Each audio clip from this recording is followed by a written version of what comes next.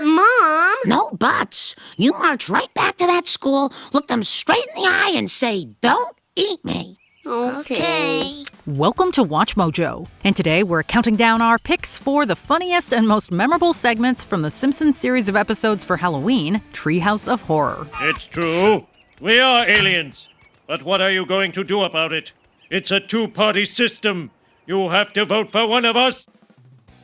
Number 30, House of Wax. Marge upgrades the Simpson home to an Ultra House 3000, which turns it into a fully automated smart home so she no longer has to do any housework. It comes with a voice assistant, and Marge selects the voice of Pierce Brosnan for the Ultra House. I'm doing this because he was Remington Steele.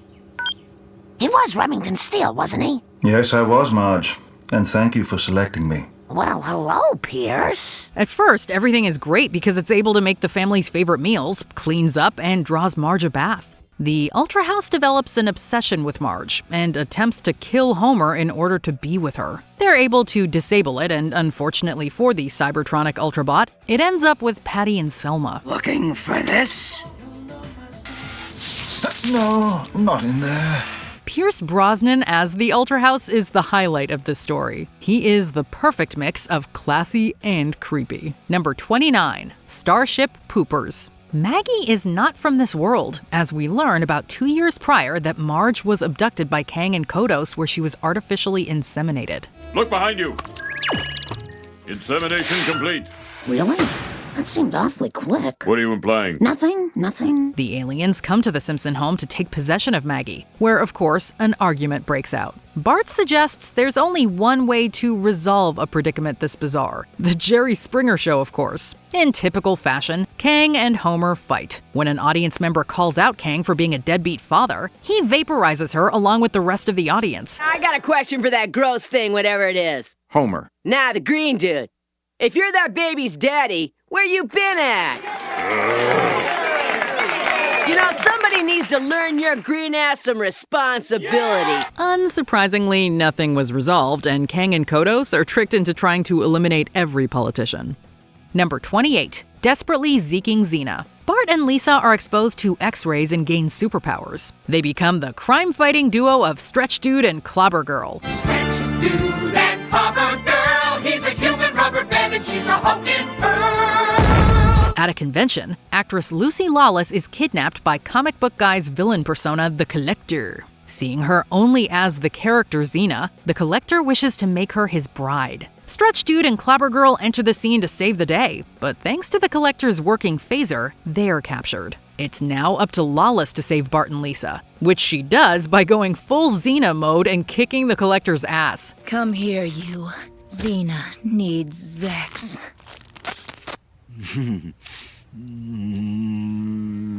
Got your lips.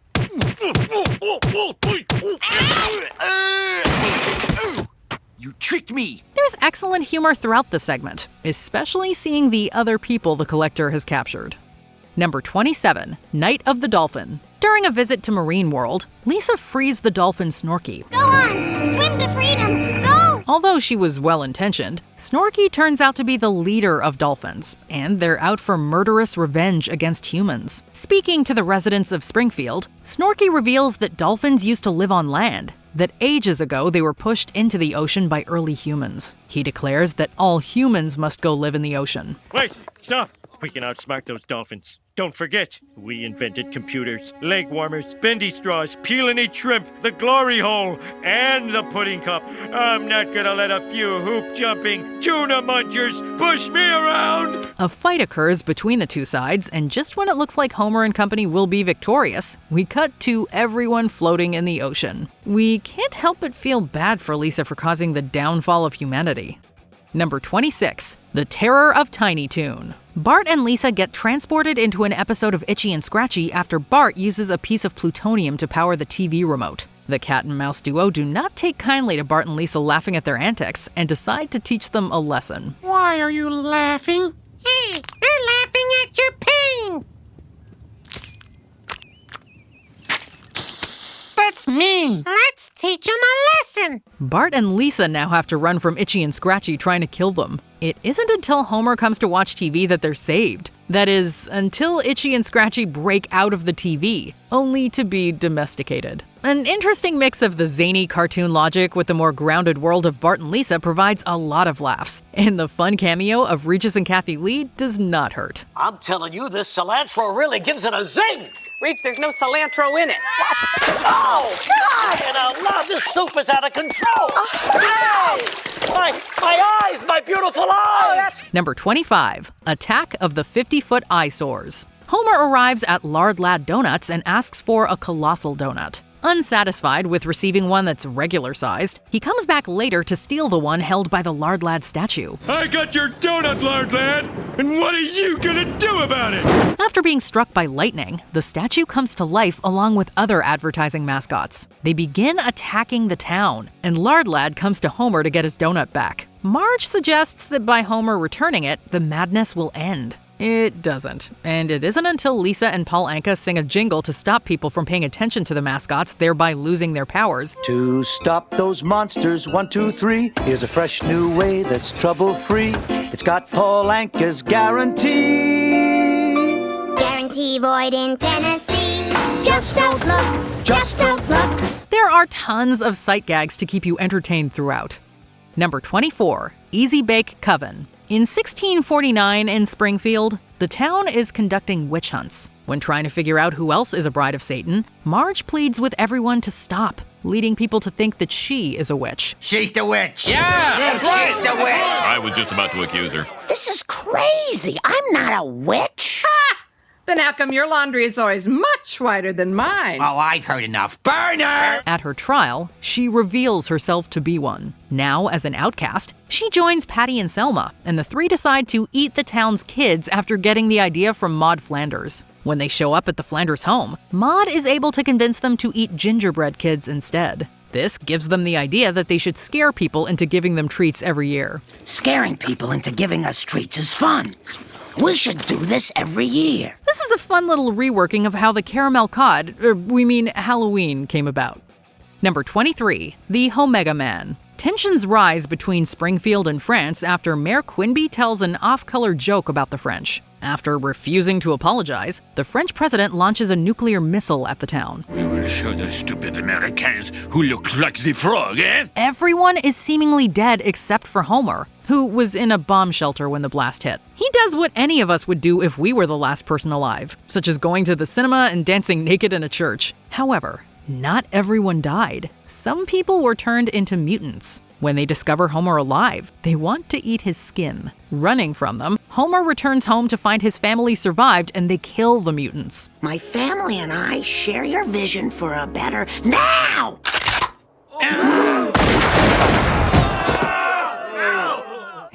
Friends with mutants, right. Now that's the Marge I married. The overall tone is dark, but with so many funny lines, you will hardly notice. Number 22, Hell Tupe. Snake gets busted for smoking in the Quickie Mart, resulting in him getting the death penalty since it was his third strike, legally speaking. The penalty for strike 3 is death. Oh, you'll never make it stick, dude. Will too, because this place is full of witnesses. Before he gets sent to the electric chair, he swears revenge against Apu, Moe, and Bart. Homer receives a hair transplant from the recently deceased Snake and becomes possessed by Snake's spirit. Using Homer's body, Snake is able to kill Apu and Moe, but when it comes to killing Bart, Homer's consciousness fights back and he rips Snake's hair from his head. The kid's gotta die. But I love my son. More than a lush head of hair? Don't make me choose!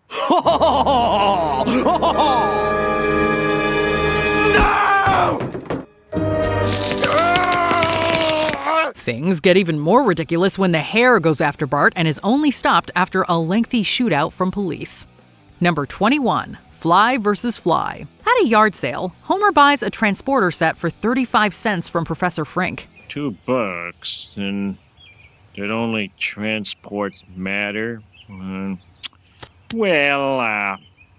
give you 35 cents. So? He uses it to do various tasks around the house and warns Bart not to use it as the consequences can be dire. While Bart's trying to use it late at night, Snowball 2 and Santa's Little Helper both go through it, and they become mixed together as a two-headed creature and a two-rear-ended creature. Bart gets the idea to enter the transporter with a fly, thinking it'll give him superpowers. Instead, his head is swapped with the fly's. With help from Lisa, he's able to get his body back. Not only is this an excellent parody of The Fly, but also, don't mess with Homer's machine. Homer, what are you doing? Something I should have done a long time ago. I'll teach you to mess with my machine! Number 20, Homer Cubed. Though it may look pretty dated now, the three-dimensional computer animation in this segment was revolutionary in 1995.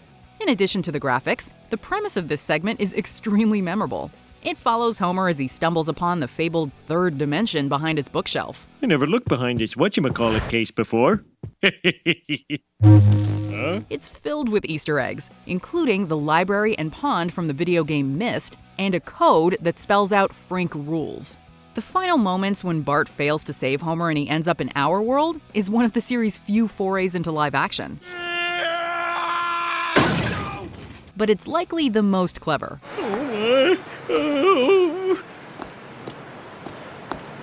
Number 19, Bad Dreamhouse. There you are, my man. And $1 for yourself. $1. I'm glad there's a curse on this place. Huh? Back in 1990, the very first Treehouse of Horror opened with this send-up of haunted house movies. In the segment, the Simpsons move into a new house, complete with bleeding walls and a vortex into another dimension. Hey, pretty slick. The family initially works with the horror cliches that come with the new digs. You must kill them all. But after an evil voice encourages them to attack each other, they decide to confront the disembodied spirit of the house. Are you trying to keep us from getting close to you? Maybe even loving you? Leave me alone. Don't talk to her like that. Hey, listen, lady. Well, don't call me lady. Once the spirit realizes how annoying the Simpsons are, it chooses to destroy itself rather than spend another moment with the dysfunctional family. The segment's hilarious and memorable ending was only the beginning of decades worth of TV's best Halloween specials. Wow. It chose to destroy itself rather than live with us. You can't help but feel a little rejected. Number 18, Dial Z for Zombies. Pretty as a picture. It's not uncommon for Bart's mischief to cause trouble for the residents of Springfield, but among his most troublesome moments is the time he accidentally resurrects the town's dead. The show's large cast of characters is played to hilarity here, as we see how various Springfield citizens react to the zombies, from groundskeeper Willie's apathy to Ned Flanders' politeness. I'm feeling a mite peckish.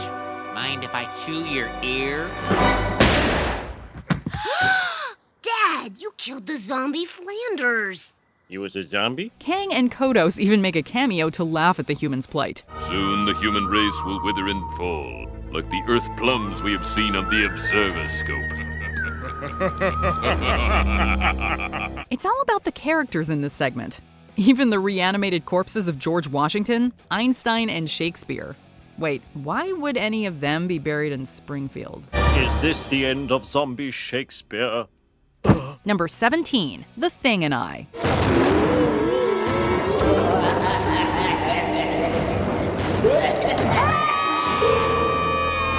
The Simpsons has been on the air since 1989, so the writers were bound to resort to an evil twin plot twist eventually.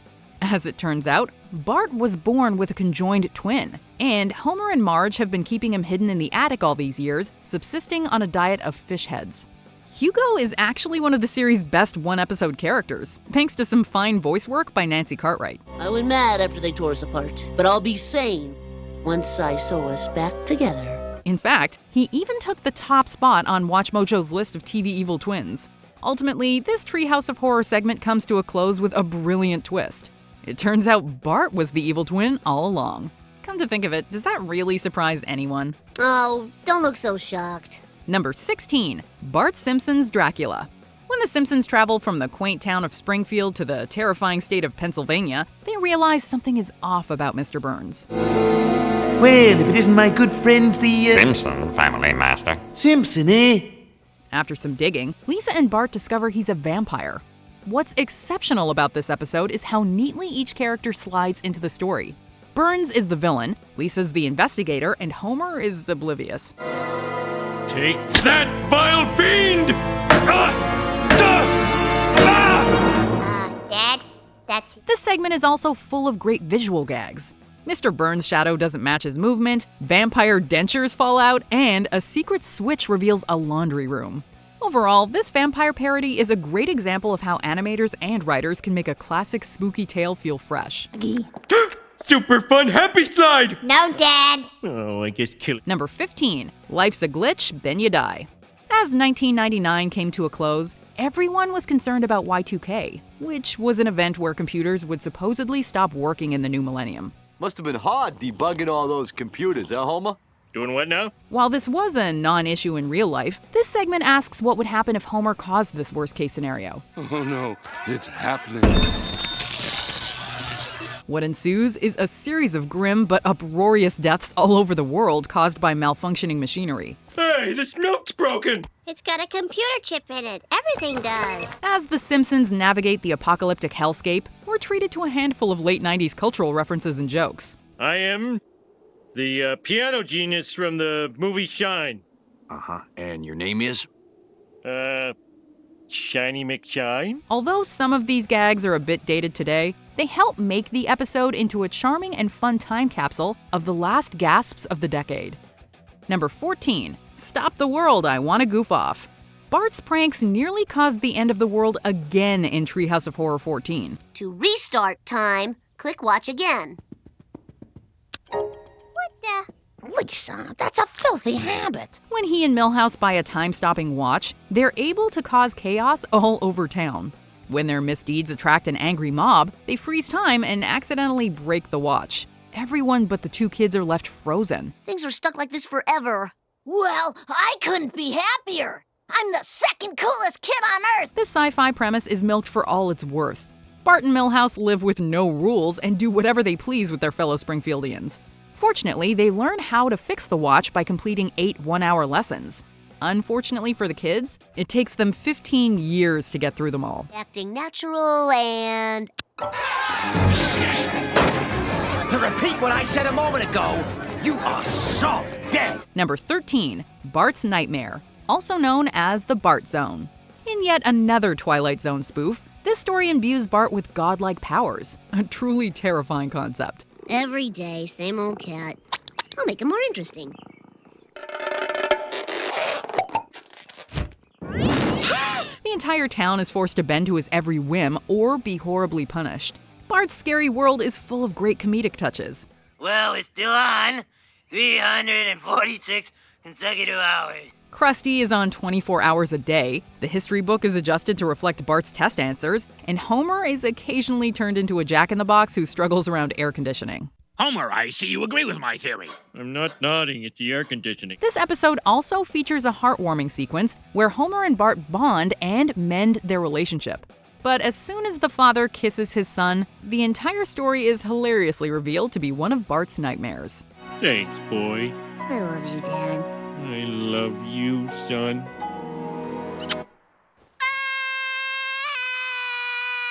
Number 12, the Genesis Tub. Although Lisa is the most well-behaved member of the family, her smarts can occasionally get her into hot water. Ow! Stupid Bart. Case in point, this tale, in which she accidentally creates a micro-society while trying to ruin soft drinks for everyone. One of them is nailing something to the door of the cathedral. I've created Lutherans. After her small society quickly evolves into a technologically advanced city, tiny scientists shrink her down to their size. The debigulator worked. Hail Lisa! They treat Lisa like a god and see Bart as the devil. Look, the destroyer! He returns! Unfortunately, the tiny people can't make their god big again.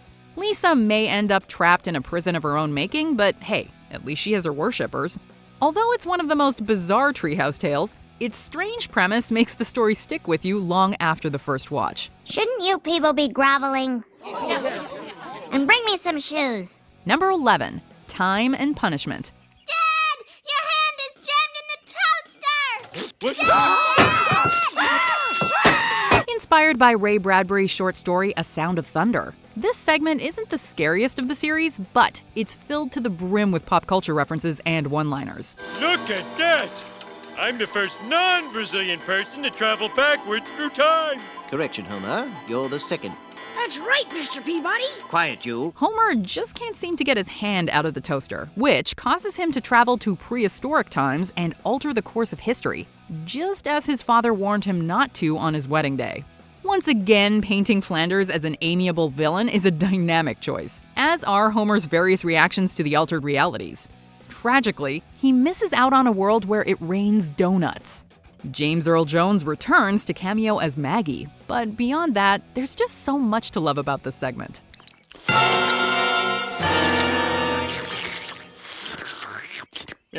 Close enough. Number 10, The Devil and Homer Simpson. You like donuts, eh? Uh-huh.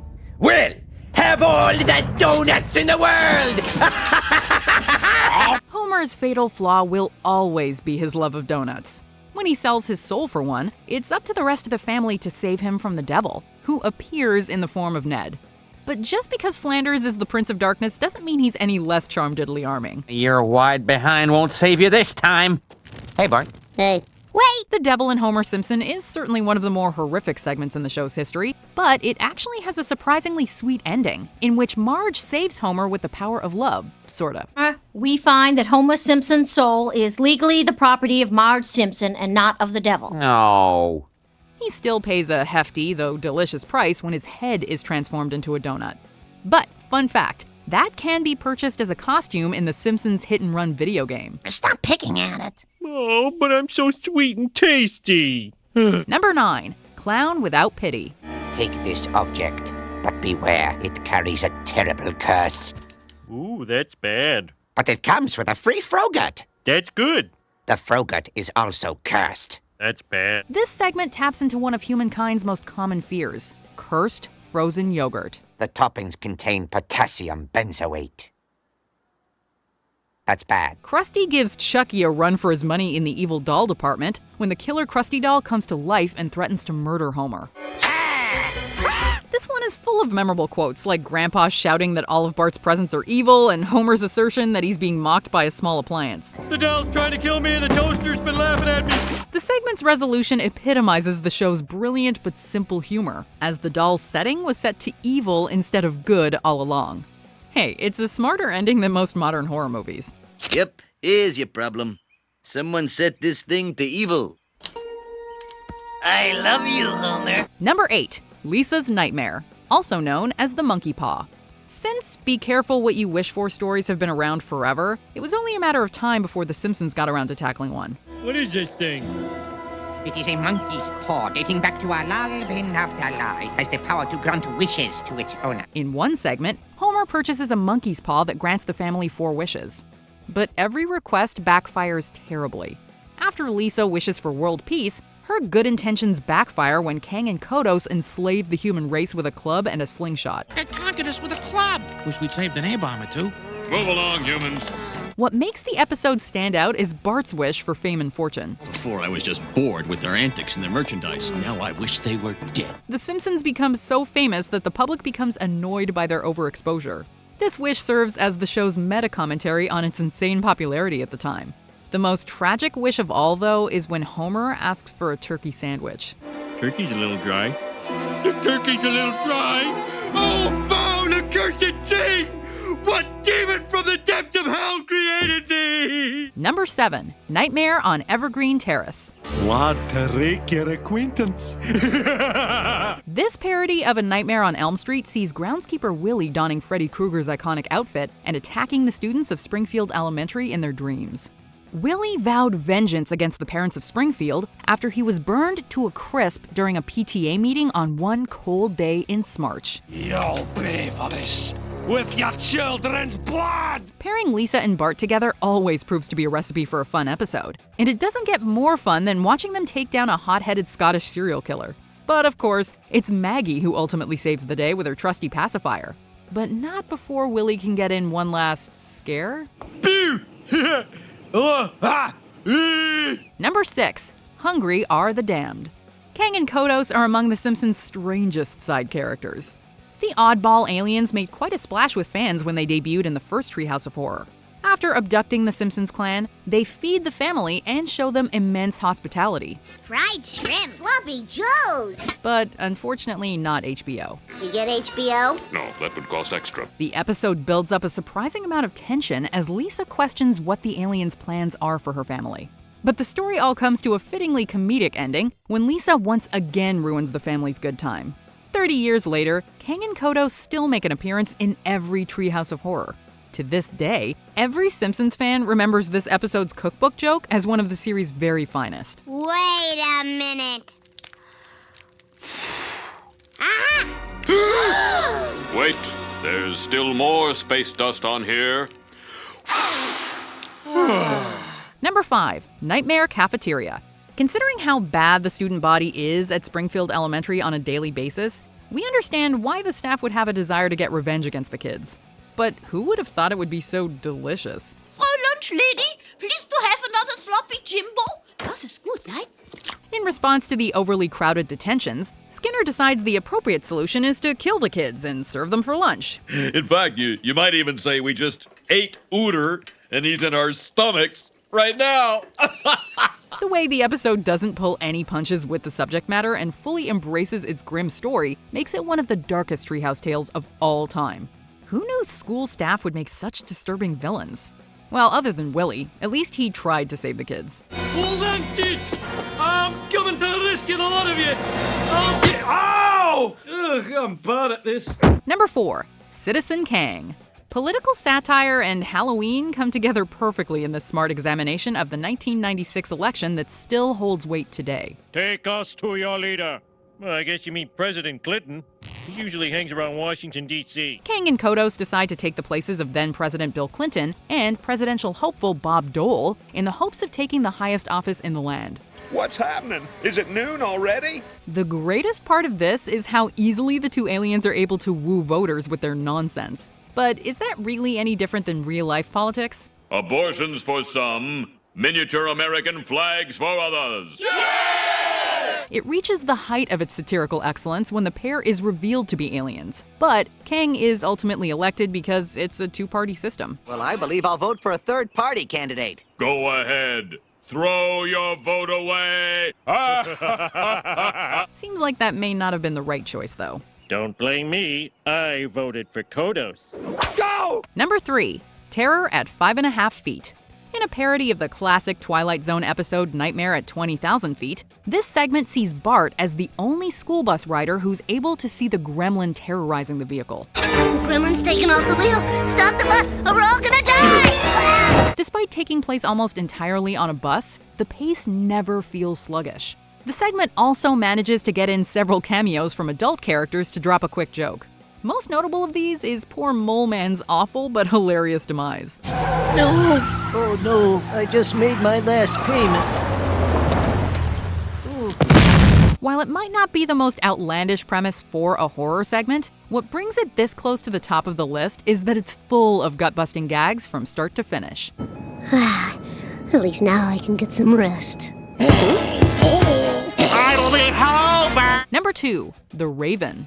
Edgar Allan Poe is likely the most high-profile guest writer ever to have inadvertently written for The Simpsons. And it's a testament to the show's comic genius that it can make the work of this dark poet hilarious. Open here I flung the shutter, when with many a flirt and flutter, in there stepped a stately raven of the saintly days of yore. With Bart taking on the role of the titular Raven and Homer as the unnamed protagonist, The Simpsons adaptation of the Raven takes a few artistic liberties while still being highly respectful of the source material. And take thy farm from off my door! Quoth the raven. Nevermore. A fantastic guest spot from James Earl Jones completes the scene, which has since become a classic and helped get many students interested in poetry. Poe will be funnier than this nevermore. And my soul from out that shadow that lies floating on the floor shall be lifted nevermore. Before we continue, be sure to subscribe to our channel and ring the bell to get notified about our latest videos. You have the option to be notified for occasional videos or all of them. If you're on your phone, make sure you go into your settings and switch on notifications. Number 1, The Shinning. No, not The Shining. Do you want to get sued? Treehouse of Horror has always been one of the best sources of horror parody, and this segment exemplifies that. When the family is isolated in a remote mountain hotel without TV or beer, Homer sums up the situation best. No TV and no beer make Homer something something. Go crazy? Don't mind if I do! The icing on the cake is the very first in a series of gags that recur throughout the 3 segments of Treehouse of Horror 5, where Willie tries to save the day but is axed in the back. All right, Looney, show me what you got. A respectful homage to Stanley Kubrick's work that's almost as iconic as its source material. This is The Simpsons at its scariest and smartest. Give me the bat. Come on. Give me the bat. Give me the bat. Scaredy cat. What's your favorite Treehouse of Horror story? Let us know in the comments. Wait a minute, Zena can't fly. I told you I'm not Zena. I'm Lucy Lawless. Oh. Did you enjoy this video? Check out these other clips from WatchMojo, and be sure to subscribe and ring the bell to be notified about our latest videos.